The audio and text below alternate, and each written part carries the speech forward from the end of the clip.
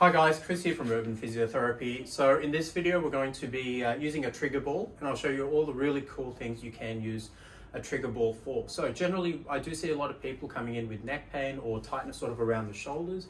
Foam rollering is a great way, and there is a video that I have up here on the patient portal that runs through how to use a foam roller in different parts of your body. A trigger ball is a bit different than a foam roller. It's very hard, it's very round, it's very bouncy, which is pretty fun. It's really good at getting into those really tight spots, or those, if you have like a knot or a muscle spasm, just getting that ball on that component, that muscle, and just really pushing against it using your body weight can be very, very beneficial.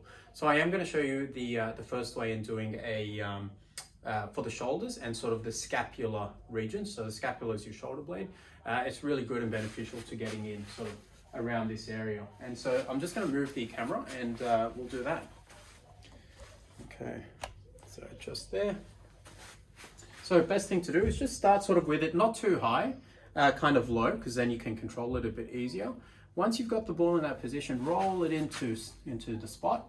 And so right there is the spot that I want. I want to go a little bit higher, so what I do is I bend my knees, right? And now I've got the spot. So right there is the tightness. So I'm just going to oscillate on it, just going up and down. And I can put more or less pressure by leaning more into the wall and the ball, or leaning less on it. And so right there, I've got a really good spot. I can also go right and left. So sort of just working that muscle out right there is really, really good. And so just do that for a couple of seconds until you have a bit of relief. And so that's working really good. I found a spot right there.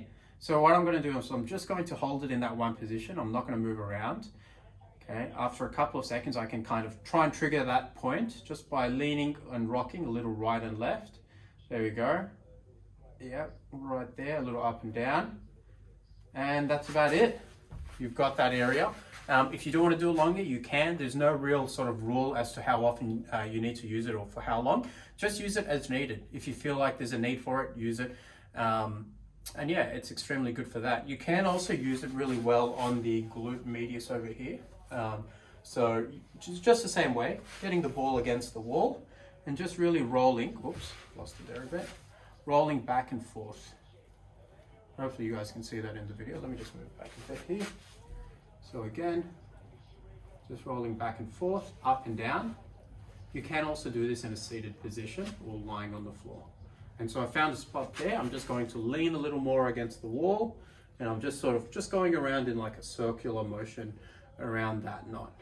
And that causes a lot of relief there of those tight muscles. Fantastic. Cool. So those are two ways to use it. The amount of ways that you can use it are really endless.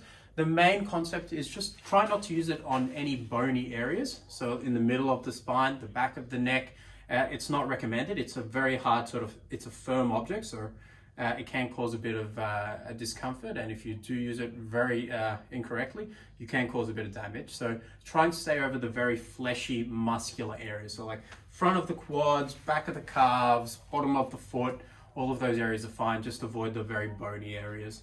If you do have any questions or you want me to show you next time you're in the clinic how to use this, just let me know. And if you have any inquiries, just get in contact with me and I will be very happy to help. Hopefully this video was helpful, and be sure to check out the other videos we have here on the patient portal.